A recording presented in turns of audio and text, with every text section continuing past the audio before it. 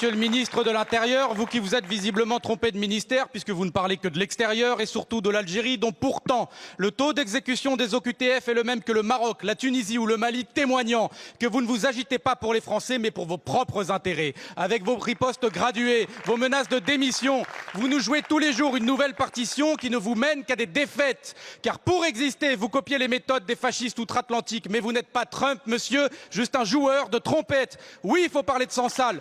Nous avons tous appelé à sa libération, mais l'escalade des tensions lui nuit gravement. Et la vérité, c'est que Retailleau est en train de le sacrifier pour gagner son congrès. Vous dites agir pour la France, mais comment peut-on prétendre défendre la France en piétinant ses lois, en piétinant des droits, en piétinant la foi de millions de Français musulmans?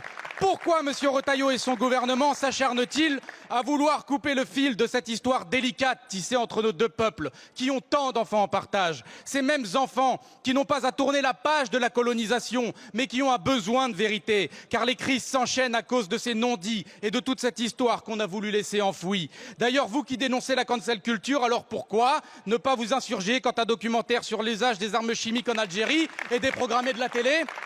Monsieur le Premier ministre, votre gouvernement n'est pas à la hauteur de notre histoire commune, pas à la hauteur de ces Algériens qui ont fait couler leur sang à Monte Cassino ou dans le débarquement de Provence, pas à la hauteur de nos anciens qui ont mêlé leur sueur dans les mines et les usines de toute la France.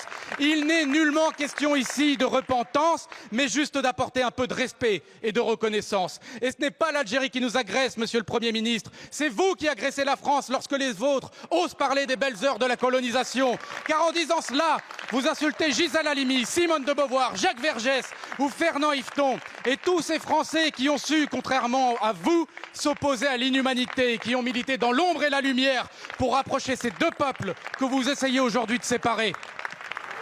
Je vous remercie.